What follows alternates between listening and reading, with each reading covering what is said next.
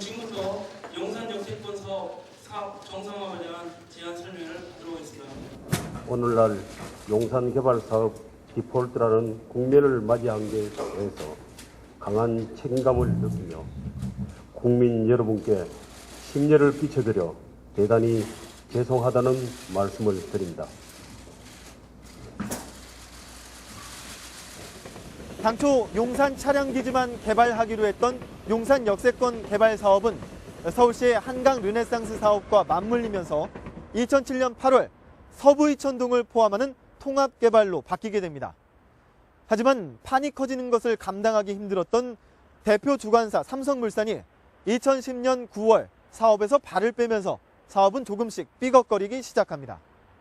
자금 조달 문제로 내부 갈등이 계속됐고 늘어지는 시간만큼 빚도 함께 늘면서 용산 역세권 개발은 디폴트, 즉 채무불이행을 선언하고 결국 주저앉았습니다. 이제 생사의 기로에 선 용산 역세권 개발 사업은 새로운 국면을 맞고 있습니다. 30조 원이 넘는 사업비로 진행되던 용산 개발 사업이 부도 위기를 맞자 출자사뿐 아니라 서부 이천동 주민들에게까지 불똥이 튀었습니다. 통합개발이 결정된 후 개발 이익을 기대한 주민들은 빚을 내 이곳에 투자했기 때문입니다. 서울시는 투기를 막기 위해 2007년 8월 말 부동산 매매를 제한했는데 이 때문에 주민들은 재산권 행사도 못했습니다.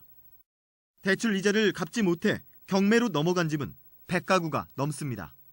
1,300가구 중에서 한 67%가 대출을 했는데 그 67% 그 안에 있는 사람들이 평균적으로 지금 대출 금액이 연체 이자까지 합하면은 한 4억 5천에서 5억 사이가 되는 데도 있을 겁니다.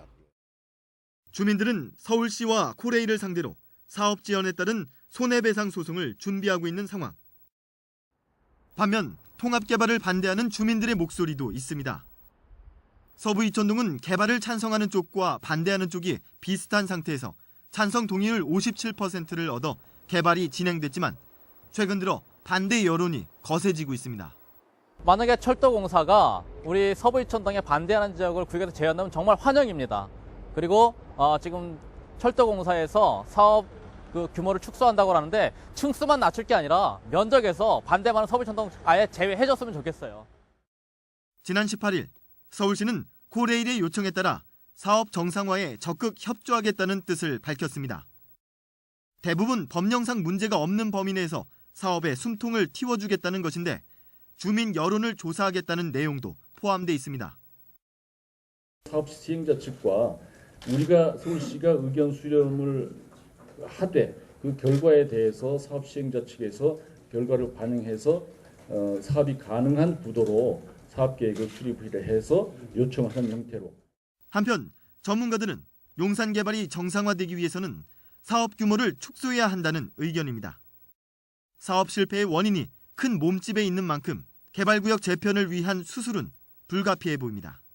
해외 투자들도 유치하지 못했다는 게 사실은 그 성공에 대해서 굉장히 회의를 갖고 있다는 거거든요. 그래서 그런 걸 다 고려를 한다 그러면 뭐 개발 사업의 규모를 누군가는 아파야겠지만 축소를 해야 되는 게 어쩔 수 없는 선택인 것 같고요.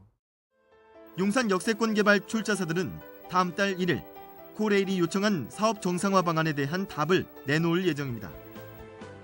4월 초면 기사회생을 위한 구상이 나오게 되는데 서부 이천동 포함 여부에 관심이 쏠리고 있습니다.